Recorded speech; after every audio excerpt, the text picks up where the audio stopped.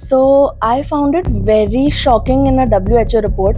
Statement था कि 17 लाख लोगों की डेथ होती है इंडिया में every year because of air pollution. तो this is actually a serious problem. Pets के जो हेयर रहते हैं उनसे एलर्जी बहुत ज्यादा होती है. Indore being the cleanest city, मेरे को लगता है कि यहाँ का एयर पोल्यूशन जो एयर क्वालिटी, इंदौर के लोग उसको और कैसे इम्प्रूव कर सकते हैं. So what does smoking does to our health? How is it affecting our lungs? अगर फीमेल्स लॉन्ग टर्म स्मोकिंग करते हैं तो उनको फ्यूचर में कैसे अफेक्ट करता है. जो आजकल जिम में स्पेशली डेथ हो रही है. थोड़े दिन पहले शाहजहाँपुर में एक दूल्हा घोड़े पे बैठा था और वो सडनली हार्ट अटैक. कितना फ्रीक्वेंटली करवाना चाहिए हेल्थ चेकअप? मैं जानना चाहूँगी आपसे कि स्लीप कितनी इम्पोर्टेंट होती है. If you are snoring then you are actually suffering from something which might be a problem. वो 3-4 चीज़ें क्या हैं जो हमें नहीं करनी चाहिए सोने से पहले.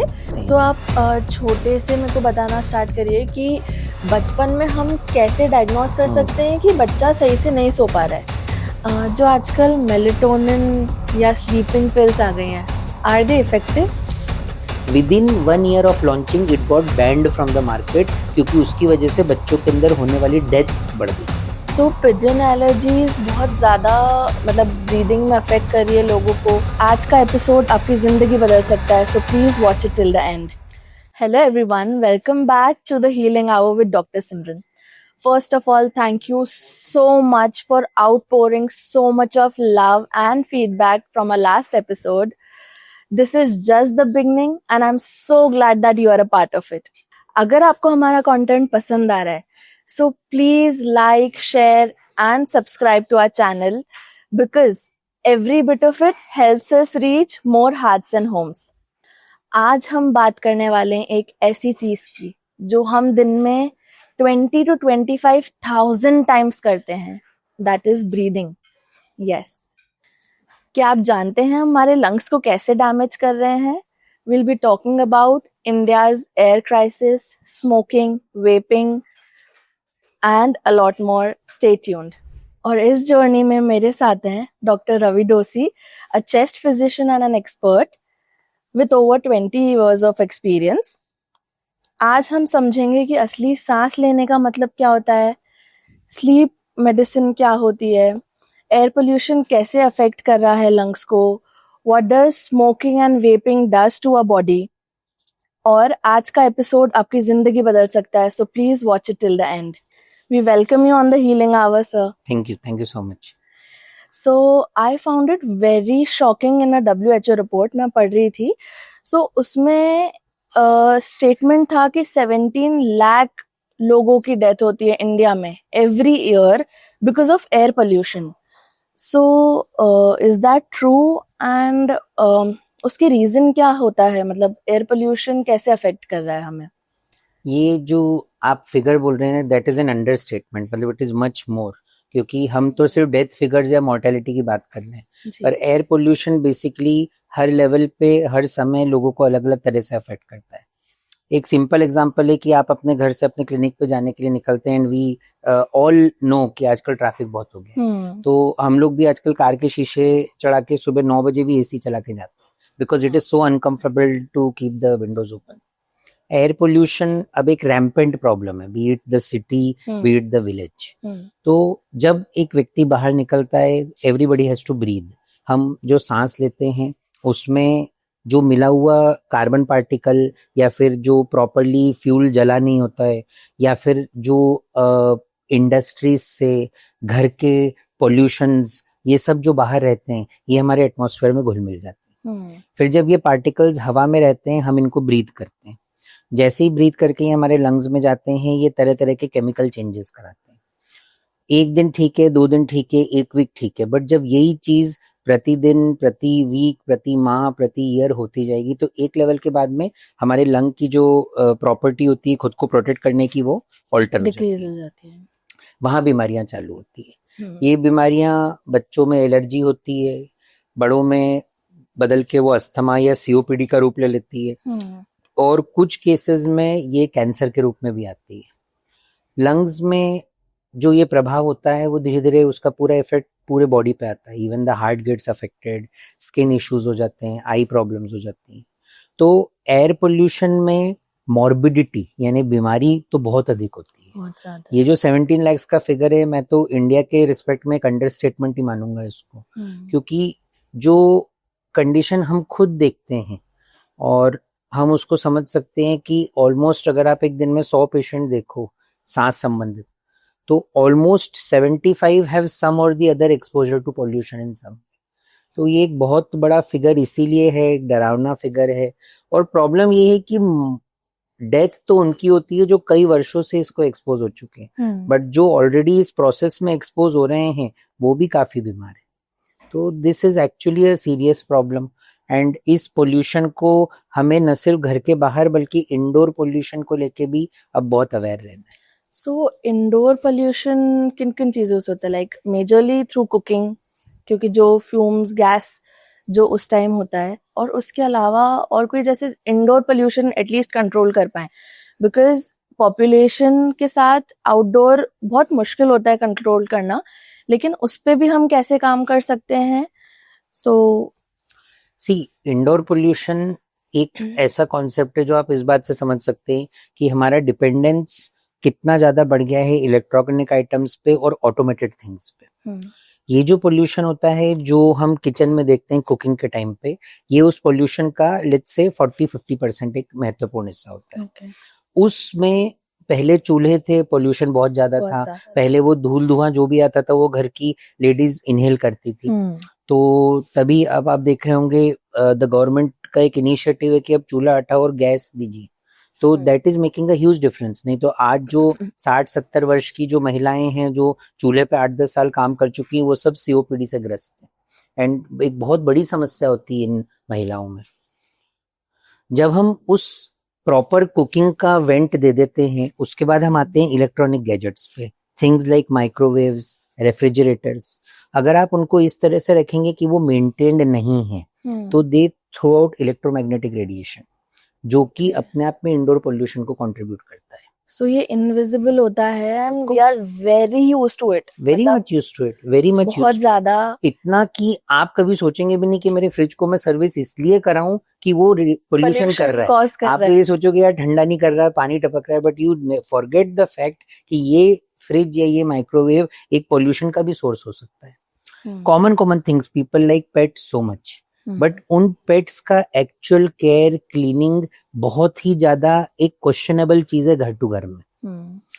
वो पेट्स दे गो आउटसाइड, कम इनसाइड, तो वो अपने आप में डस्ट का एक प्रोपोर्शन इंक्रीज करते हैं। पेट्स के जो हेयर रहते हैं उनसे एलर्जी बहुत ज्यादा होती है। Then you come to plants. लोग आजकल डेकोरेटिव प्लांट्स लगाते हैं घरों में। डेकोरेटिव प्लांट्स लगाते हैं, पर उनकी डेंसिटी कितने प्लांट्स एक रूम में होना चाहिए, ये कभी भी उसकी पॉल्यूशन वैल्यू से नहीं, उसकी डेकोरेटिव वैल्यू से देखा जाता है। तो एक प्लांट एक टाइम पे ऑक्सीजन कंज्यूम करता है, कार्बन डाइऑक्साइड छोड़ता भी है, तो ये कार्बन डाइऑक्साइड लेवल्स उस पर्टिकुलर टाइम पीरियड के लिए हाई हो जाते हैं। तो कई सारे फैक्टर्स हैं, और एक बहुत इंपॉर्टेंट फैक्टर है इंडोर स्मोकिंग। लोग कई बार जो स्मोकिंग की हैबिट्स रहती हैं वो अपने पर्सनल स्पेस में करते हैं, लाइक इन बेडरूम्स, बैल्कनीज। तो आप रियलाइज करेंगे कि वो जो स्मोक होता है वो उनके घर में ही सर्कुलेट करके पैसिव स्मोकिंग और थर्ड हैंड स्मोकिंग बन के उनके फैमिली मेंबर्स को अफेक्ट करता है। एंड अभी भी मैंने कुछ ही चीजों की बात करी, ऐसी कई सारी चीजें हैं, जैसे घर के अंदर गैराजेस होते हैं, कई घर के अंदर फैक्ट्रीज होती हैं, कई घर के अंदर गोडाउन्स होते हैं। हमारे कितने ही पेशेंट्स है वो आते हैं जो बड़े बड़े ग्रेन्स के या टोबैको के व्यापारी होते हैं, उनके घर के बेसमेंट्स में इन चीजों का गोडाउन होता है। तो वो बोलते हैं साहब हमारे यहाँ तो साल भर तंबाकू की खुशबू आती रहती है, साल भर गेहूं की उधास रहती है। All these are classical examples of indoor pollution. और इसका रियलाइजेशन हमें बिल्कुल भी नहीं है कि क्या चीज हमारी हेल्थ को सूट नहीं कर रही है, बिकॉज ये किसी ना किसी रूप में हमें अफेक्ट करती है, जिसके ऊपर हमें काम करना चाहिए। Like we should be aware about it कि हम उस पे कैसे काम कर सकते हैं। ऑटोमेटिकली एक सेंस ऑफ क्लीनलीनेस और उसकी अवेयरनेस एक छोटे बच्चे से लेकर बुजुर्ग व्यक्ति तक को आ गई है। आप खुद अगर इंदौर में सुबह के टाइम निकलेंगे, जब गाड़ी निकलती है, तो आप देखेंगे कि लोग लाइन लगा लगा के कचरा फेंकते हैं। वहीं पे जहाँ ढेर लगे थे अब now they are all clean. तो ऑटोमेटिकली जो आपका AQI की आप बात कर रही थी, AQI आता कहाँ से? इट इज पहले कितना कॉमन नजारा था, गली के कोने पे एक हीप पड़ी रहती थी और लोग उसको जला देते थे। उसमें पत्ते भी होते थे, बीड़ियां भी होती थी, तंबाकू के पैकेट भी होते थे और लोग तो कुछ आके घर का कचरा भी डाल देते थे उसमें। बट आजकल ये नजारा इंदौर में नहीं दिखता है। वहीं पे आप इंदौर से किसी भी डायरेक्शन में थोड़ा सा बाहर चले जाइए 10-20 किलोमीटर, तो ये आपको फिर दिखने लग जाएगा। यहाँ तक कि जो पशु होते हैं, जो street animals like cows and bulls, जो बिल्कुल स्ट्रीट पे रोम आउट करते थे, उनका जो वेस्ट प्रोडक्ट होता था वो सब जगह लाई अराउंड करता था, तो उससे भी इन्फेक्शन बहुत बढ़ता था। तो infection pollution go hand in hand. अगर पोल्यूशन बढ़ता है वो उसके साथ में इन्फेक्शन को भी लेके जाता है। तो क्लीनलीनेस का जो ड्राइव इंदौर में है वो तो एक एक्चुअल एग्जाम्पल है। आप दूसरी सिटीज जाते हो तो जब आप इंदौर के रहते हो आप समझ जाते हो क्या फर्क है। इसी प्रिंसिपल को अगर हम हमारे लाइफ में और हमारे घर में भी अप्लाई करें, to keep our waste limited, to daily dispose of the waste, तो आप देखेंगे कि automatically pollution related issues minimize हो।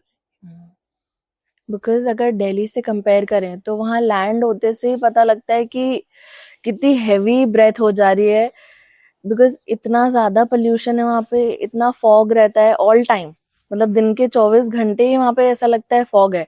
तो और इंडिया के लोग कैसे काम कर सकते हैं, जैसे आपने इंदौर के बहुत अच्छा बताया कि वेस्ट डिस्पोजल एक बहुत बड़ा पार्ट रोल प्ले करता है क्लीनलीनेस और पोल्यूशन कम करने में, लेकिन उसके अलावा लोग कैसे प्रोटेक्ट कर सकते हैं खुद को, बिकॉज दिल्ली की पॉपुलेशन भी इतनी ज्यादा है कि गवर्नमेंट कैसे एक्शंस ले उस पे, और लोग पर्सनली मतलब मास्क आर इफेक्टिव या किस तरीके से वो खुद को बचा के रख सकते हैं पोल्यूशन से।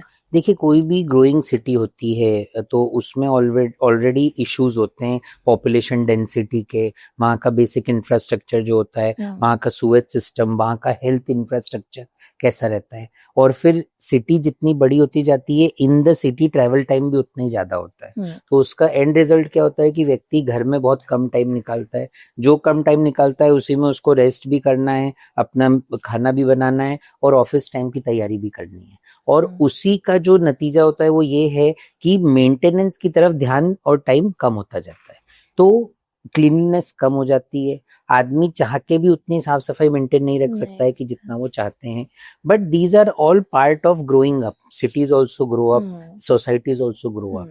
जरूरी ये है कि एक अगर मान लीजिए हम एक वी टेक अ चाइल्ड और we take a young adult, तो क्लीनलीनेस रखना, इन चीजों के प्रति ध्यान रखने की जो एक हैबिट है वो डे वन से हमको इंकलकेट करना पड़ेगी। तो अगर आप ये देखेंगे कि बिहेवियर ही ऐसा हो कि आपको बायोडिग्रेडेबल यूज करना है, बिहेवियर ही ऐसा है कि आपके वेस्ट को आपको ऑलरेडी सेग्रीगेट अलग करके आपको बंद डब्बों में रखना है, तो थिंग्स बिकम सिंपलर। बट जो हैबिट्स रियली हम देखते हैं कॉमनली लोगों को परेशान करती हैं, वो है smoking tobacco, smokeless tobacco. Smokeless tobacco में आप देखेंगे कि इंडिया में करीबन 28% of the total population consumes tobacco, which is a huge number. और आप एक चीज तो, and this is increasing, it is increasing. आजकल कहीं भी बैरियर नहीं रहा है, बच्चा हो बड़ा हो, male female, no barrier, but all of them are consuming and that is why it is increasing. Increase में आप देखेंगे मेल्स की संख्या कम हुई है, बच्चों की संख्या बढ़ी है, फीमेल्स की संख्या सिग्निफिकेंटली बढ़ी है। तो अल्टीमेटली ये जो tobacco and tobacco related products हैं ये भी कंट्रीब्यूट कर रहे हैं इस टाइप के प्रॉब्लम्स को और पोल्यूशन के इश्यूज को और कंपाउंड कर रहे हैं। So what does smoking does to our health? अगर अपन टोबैको की बात करें, स्मोकिंग, वेपिंग, इन सब का क्या असर हो रहा है?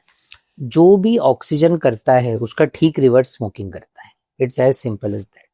अगर ऑक्सीजन प्राणवायु है, आपको लेके अंदर एरोबिक मेटाबॉलिज्म, मतलब सब कुछ अच्छा होगा और बिल्ड होगा, वहीं पे स्मोकिंग का जितना भी केमिकल अंदर जाता है वो सबको डिस्ट्रक्ट कर देता है। वो चाहे आपके लंग का सिस्टम हो, चाहे वो आपके ब्लड में जाके आपकी इम्यूनिटी को, या फिर ब्लड लंग्स के थ्रू ब्लड से बॉडी के दूसरे ऑर्गन्स जैसे ब्रेन, हार्ट, किसी को भी जाता है। तो निकोटीन एक इतना नेगेटिव और डिप्रेसिंग इफेक्ट डालता है कि नंबर 1 व्यक्ति उसका आदी हो जाता है, डिपेंडेंट हो जाता है, और नंबर 2 वो जिस भी ऑर्गन पे पहुंचता है उसको वो बस स्ट्रेस में लेके आ जाता है। स्ट्रेस में लेके आने से एक लेवल के बाद में हर व्यक्ति मैल फंक्शन करने लगता है। तो that is where the problem is. और दूसरी प्रॉब्लम ये है कि अगर कोई टोबैको कंज्यूम करता है, टाइम के साथ में उसकी टोबैको की नीड भी बढ़ जाती है फॉर द सेम किक। यही प्रॉब्लम वेपिंग में भी है, पर वेपिंग के साथ में प्रॉब्लम डबल है। डबल ये है कि vaping has been marketed so strongly by companies कि this is tobacco less tobacco. उन्होंने उस रियलिटी को चेंज कर दिया है, परसेप्शन को चेंज कर दिया है। तो पीपल फील कि यार इससे कुछ थोड़ी ना होता है, जबकि इट इज इक्वली और इवन मोर हार्मफुल।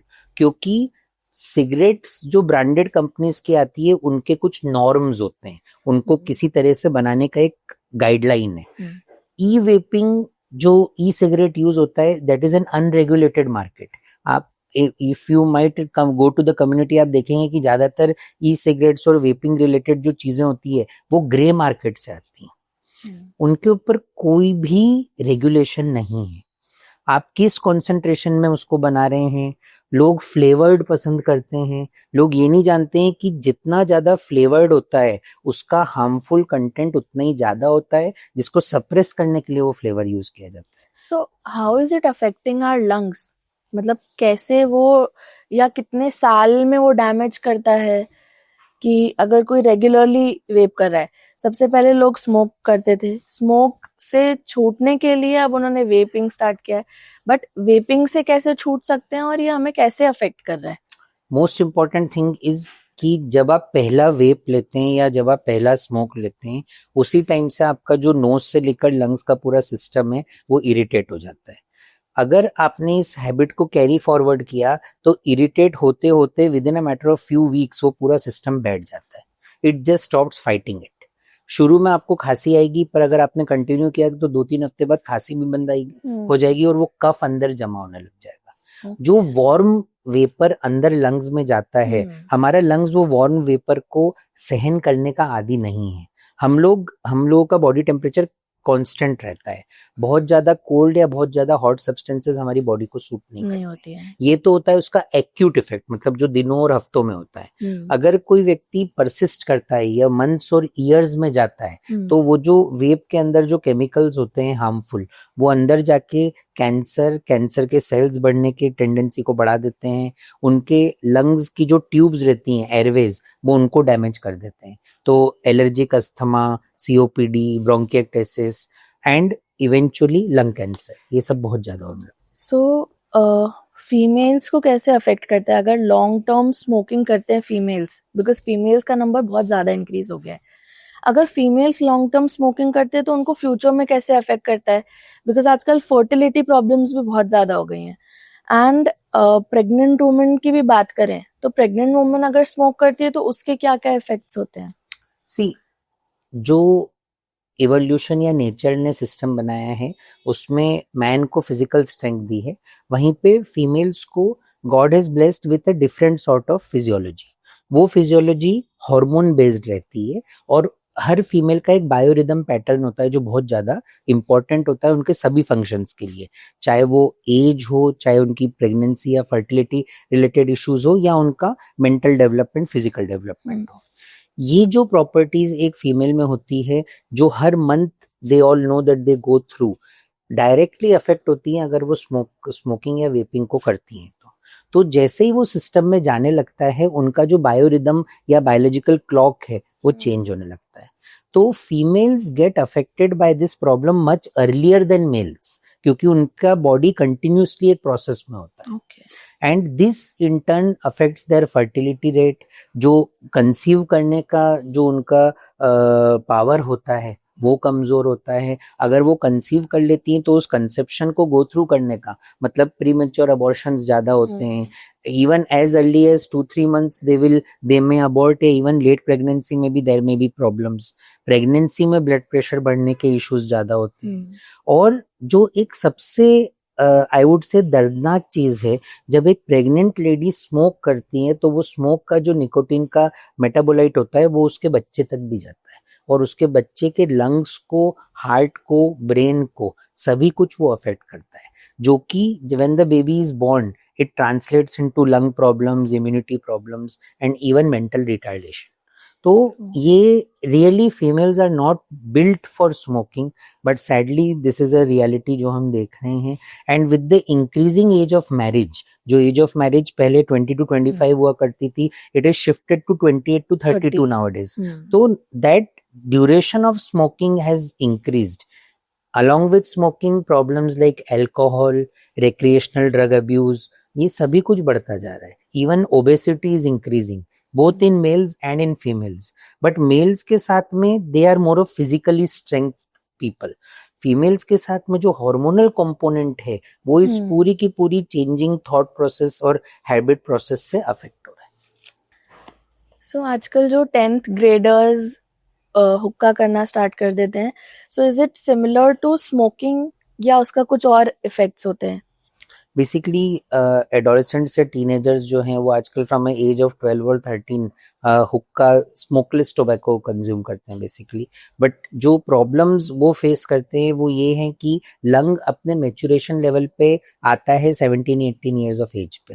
उससे पहले जब टोबैको आपके सिस्टम में जाने लग जाएगा तो लंग्स की मैच्योरिटी में प्रॉब्लम आएगी. और ऐसे टीनेजर्स को sinusitis, asthma, allergic issues happen much more and more severe than their counterparts. इसी के साथ में प्रॉब्लम ये होती है कि जो बच्चे एडोलेसेंस में हुक्का यूज करते हैं, automatically they translate into tobacco users in their adulthood. It carries forward. तो बोथ वेज उनको प्रॉब्लम ज्यादा हो रही है. And really it is a problem. Adolescents using हुक्का and vaping are considered very cool in their generation, but they are not at all cool for the lungs. And अगर किसी को quit करना हो, सो रिकवरी में कितना टाइम लगता है? लंग्स नेचुरल कैपेसिटी पे, लंग्स नेचुरल वर्किंग पे कभी जा पाते हैं? Of course the best part about human body, जो भगवान ने आशीर्वाद दिया है हमें, वो ये है कि लंग्स के अंदर रिकवरी कैपेसिटी बहुत अच्छी होती है. जरूरी ये है you just stop it. Stop करना जितना फिजिकल प्रोसेस है उतना ही बड़ा एक मेंटल गेम है. तो you have to stop this psychology की मुझे तंबाकू की जरूरत है, इसके बिना ये हो जाएगा, मैं इसके बिना कूल नहीं दिखूंगा. जो भी नेगेटिव एस्पेक्ट्स है, एसोसिएशन टोबैको से आप रखते हैं, जब आप उसको छोड़ेंगे तब आप रियलाइज करेंगे कि टोबैको किस तरह से कफ हमारे अंदर जमा करा रहा था, किस तरह से हमें सर्दी करवा रहा था, किस तरह से हमें और चिड़चिड़ा बना रहा था. The moment you decide strongly, that is the first step. And हमेशा एक बात ध्यान रखनी है, सेफेस्ट सिगरेट आपकी आखिरी सिगरेट ही होती है. Just stop it there and then. आपके अलावा आपके प्रति जिम्मेदारी कोई नहीं रखता है. जब ये रियलाइजेशन व्यक्ति को आता है वो स्मोकिंग स्टॉप करता है. बट स्मोकिंग के अंदर जो केमिकल होता है nicotine, with in a matter of few days nicotine एक रिवर्स गेम प्ले करता है उसके माइंड के ऊपर. और जो व्यक्ति पूरे इरादे से मंडे को छोड़ता है, वेडनेसडे को निकोटीन उसको टोबैको की शॉप पे लाके खड़ा कर देता है. वहां पे असली टेस्ट होता है कि do you want to give up या आप गिव इन कर जाओगे. अगर आपने गिव अप कर दिया तो बिलीव मी, बाय फ्राइडे, आपने मंडे को छोड़िए, फ्राइडे तक अगर आप कायम रहे, आपको उसके पॉजिटिव इफेक्ट्स दिखना चालू हो जाएंगे. Just take few days. It's a matter of 4 to 5 days जो आपको फॉर्म रहना है टू क्विट स्मोकिंग. बिल्कुल. It has to be quit very seriously and with a pure heart, with a firm determination. क्योंकि निकोटीन जो दूसरे तीसरे दिन गेम्स प्ले करता है आपके ब्रेन पे, दे आर अनबिलीवेबल. वो आपसे अजीबोगरीब चीजें करवा देगा. इनिशियली जब हमारे पास लोग आते हैं कि साहब हमको टोबैको छोड़ना है, तो first of all we congratulate them. We always try to ask them कि भाई स्टार्ट क्यों हुआ था, क्या रीजन था, अब मोटिवेशन क्या है. जब मोटिवेशन पता चल जाता है तो हम उनको असिस्ट करते हैं. बहुत अच्छा मोटिवेशन है, बहुत अच्छा थॉट है. आप मानेंगे नहीं कि कई बार इतनी खुशी होती है जब कोई सालों का स्मोकर छोड़ता है कि साहब आप तो फीस भी मत देना अगली बार अगर आपने छोड़ रखी है. बतौर डॉक्टर हमको लगता है कि that is a very big achievement of a person. हाँ, वो एक जान बचाने वाली बात है. और वो आगे चल के कितनी समस्याएं परिवार पे उस टोबैको की आती है, वो व्यक्ति उससे भी खुद को और अपने परिवार को बचा रहा है. And third thing is we advise them. हम बतौर मेडिकल प्रोफेशनल्स उनको एडवाइस करते हैं कि first you are taking a correct step. Second, अगले 10 दिन बड़े तूफानी होने वाले हैं, but keep your calm. Third thing, जो मेडिकेशन आता है जैसे निकोटिन रिप्लेसमेंट या फिर जो कुछ मेडिसिन हैं उसके लिए, वो हम एडवाइस करते हैं ताकि वो व्यक्ति का जो स्पिरिट है टोबैको छोड़ने का वो बना रहे और हम उसको अल्टीमेटली जिता दें. जो आजकल सर यंग डेथ बढ़ गई हैं, उसके पीछे एक बहुत बड़ा रीजन हो सकता है ये, बट जो आजकल जिम में स्पेशली डेथ हो रही है, but we have not notice this while somebody is doing yoga या कोई आउटडोर स्पोर्ट्स खेल रहा है, उनमें डेथ के केसेस इतने ज्यादा नहीं देखे जितने जिम में देखे हैं। तो इसका क्या डिफरेंस है, मतलब क्या होता है उस टाइम बॉडी में जो एकदम स्ट्रोक आके डेथ हो जाती है? पिछले 2021 से लेकर 23 तक का पूरा जो टाइम रहा है वो कोविड का रहा है, एंड कोविड के थ्रू पूरा वर्ल्ड एक एपिडेमिक पैंडेमिक के थ्रू गुजरा है। कोविड का एक बहुत बड़ा कंट्रीब्यूशन इसको कहा जाता है, क्योंकि कोविड हमारे बॉडी में कुछ बेसिक चेंजेस कराता है। एक चेंज होता है कि थक्के बनना, क्लॉटिंग होने की टेंडेंसी थोड़ी बढ़ गई है लोगों में, और थक्के संबंधित समस्याएं जैसे कि स्ट्रोक आना, हार्ट अटैक आना, एवेस्कुलर नेक्रोसिस होना फीमर्स में या हड्डियों में, यहाँ तक कि लोगों को गैंग्रीन वगैरह भी ज्यादा होने लग गए। तो ये थ्योरीज है, nothing is proven, case to case vary करता है। बहुत सारे लोगों में ये प्रूवन रहा है कि they have suffered from Covid, और ये कोविड का एक पॉसिबल जो थक्के जमने की प्रवृत्ति हो सकती है। दूसरा है अनडायग्नोस्ड। बहुत सारा तबका होता है जो ओवरवेट होता है, जिन्होंने कभी भी खुद का कोई चेकअप नहीं कराया है, बट वो चेकअप कराने तो नहीं गए पर अपनी वेट कम कराने के हिसाब से सीधे जिम चले गए, एंड बिकॉज ऑफ देयर इच्छा जो उनका ट्रेनिंग प्रोग्राम रखा गया वो रिग्रेस रखा गया। वी नेवर न्यू वेदर उनको प्री एग्जिस्टिंग कुछ था कि नहीं था। अगर आप दिन के बामुश्किल एक ओपीडी में आप 100-125 मरीज देखेंगे, उन 100-125 मरीज में से कम 5 या 6 को कोई ना कोई हिडन इशू हार्ट का रहता है या लंग्स का रहता है। बट वो व्यक्ति जब जिम में जाता है, कोई जरूरी नहीं प्रॉपर चेकअप करा के गया हो, तो हो सकता है कि जो ट्रेनिंग पैटर्न उसको दिया गया हो बिना चेकअप के, वो उसके लिए थोड़ा सा हैवी पड़ रहा हो। Third and most important thing is एक इन्फ्लेमेशन। क्या होता है कि जब भी ये हार्ट रिलेटेड इवेंट्स आते हैं, उससे पहले एक स्टॉर्म आता है बॉडी में, उसको कहते हैं साइटोकाइन स्टॉर्म। ये साइटोकाइन स्टॉर्म का कोई ना कोई रीजन होता है। वो रीजन या तो अपने बॉडी का कोई ऐसा प्रॉब्लम हो जो कभी डिटेक्ट नहीं हुआ हो, that can also be because of mental stress, and that can also be because of habits like alcoholism and tobacco taking. तो कई सारे फैक्टर्स हैं जो इसको बोले जा रहे हैं कि इन वजह से ये इवेंट्स हैं। एक बहुत बड़ी बात ये भी है कि अब हम सब लोगों की अवेयरनेस इसको लेके बढ़ गई है, और एक इतने 10 पन्ने के पेपर में ये न्यूज आपको कहीं ना कहीं दिखी जाएगी। तो मीडिया ने भी अब इस चीज को अच्छे से रिपोर्ट करना चालू कर दिया है। जब भी ऐसा कुछ होता है तो मेरे पास ही मेरे कई मीडिया के फ्रेंड्स का फोन आता है कि सर ये क्यों हुआ, आप इसके ऊपर कुछ एक आप बताइए, कि जानना बहुत जरूरी है क्योंकि शॉकिंग न्यूज है। तो जब भी हम बात करते हैं, थोड़े दिन पहले शाजापुर में एक दूल्हा घोड़े पे बैठा था और वो सडनली हटा हार्ट अटैक, उसके कुछ दिन पहले इंदौर के एक प्रोमिनेंट पॉलिटिकल लीडर का जिम में हो गया था। तो जब इन लोगों के साथ ऐसा कुछ होता है तो इमीडिएटली एक हेल्थ अवेयरनेस आती है, लोग खुद के चेकअप्स कराने जाते हैं। अब ये क्यों हुआ, ये तो एक 2-3-4 थ्योरीज है, बट इसको बचने का जो सबसे बेस्ट तरीका है वो ये है कि आजकल ज्यादातर मेजर हॉस्पिटल्स और डायग्नोस्टिक सेंटर्स में हेल्थ चेकअप्स होते हैं। तो ये नहीं है कि जिसने हेल्थ चेकअप करा लिया वो अजर अमर हो गया, ऐसा नहीं होता है। बट आपको कम से कम प्रिवेंटेबल डिजीजेस मिल जाती हैं, आपको आपके बॉडी के बारे में कई सारी चीजें और पता लग जाती हैं जिनके ऊपर अमल करके आप इस टाइप के इवेंट से बच सकते हैं। कितना फ्रीक्वेंटली करवाना चाहिए हेल्थ चेकअप, एंड उसमें क्या क्या मेन टेस्ट कवर होने चाहिए? लाइक अगर अपन लंग्स की बात करें, हार्ट की बात करें, बॉडी की फंक्शनिंग की जो इम्पोर्टेंट चीजें हैं जो हमें पता होनी चाहिए खुद के बारे में, वो कौन कौन सी चीजें होती है जो हमें हेल्प कर सकती हैं डायग्नोस करने में? हेल्थ चेकअप जो होता है उसमें मैं कंसिडर करता हूँ कि हायर चेकअप की जगह basic checkups are more important. For example, सबसे ज्यादा जरूरी है आपके दांतों का checkup. Get your dental checkup done first, this is the beginning. कई सारे लोग हैं जो छुपा जाते हैं कि वो टोबैको यूज नहीं करते हैं, बट आप खुद जानते हो कि the moment they open your mouth वो पूरी सच्चाई सामने आ जाती है। मेरे जो डेंटिस्ट कॉलीग्स है वो मुझे बहुत ज्यादा गाइड करते हैं मेरे पेशेंट्स के बारे में कि सर ये आपका बता नहीं रहा है पर ये हीरो ये करता है। तो that is I feel the most important thing. उसके बाद में आप अपना रूटीन आई चेकअप कराइए, एक बेसिक हार्ट चेकअप कराइए, जैसे ईसीजी हुआ, टीएमटी होता है, लंग्स में पीएफटी और एक्सरे होते हैं, और जनरल स्क्रीनिंग होती है जिसमें आपके बोन्स के अंदर बोन डेंसिटी देखी जाती है, आपके thyroid level, sugar level check करे जाते हैं।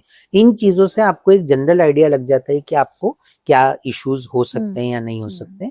बाकी जैसे जैसे आपकी फैमिली हिस्ट्री है, जैसे कुछ लोगों को हिस्ट्री रहती है कि उनके फैमिली में हार्ट अटैक्स बहुत है, तो वो लोग कार्डियक जो स्पेसिफिक चीजें हैं वो ज्यादा करा सकते हैं depending on the physician advice. कुछ फैमिलीज होती हैं जहाँ कैंसर्स रन करते हैं फैमिली में, कि इस पर्टिकुलर फैमिली में पुरुषों को प्रोस्टेट कैंसर या पेट का कैंसर होता है, तो वो वाली स्क्रीनिंग वो लोग थोड़ी सी अपने फिजिशियन एडवाइस से ज्यादा करवा सकते हैं। और एक थर्ड और बहुत जरूरी चीज है हमारा इमोशनल कोशेंट। आप जब आजकल कई सारे हेल्थ पैकेजेस है जिसमें दे ऑल्सो इंक्लूड काउंसलर्स, तो उनके पास जाके भी कई सारे लोगों को अपने हिडन इश्यूज समझ में आते हैं, because majority of the issues today are related with stress. Yes they are. तो स्ट्रेस से बचने का और पता करने का कि हाँ हम स्ट्रेस्ड है, बिकॉज पीपल डोंट रियलाइज कि हमें ब्लड प्रेशर हो रहा है बिकॉज ऑफ स्ट्रेस, हमें डायबिटीज है बिकॉज ऑफ स्ट्रेस,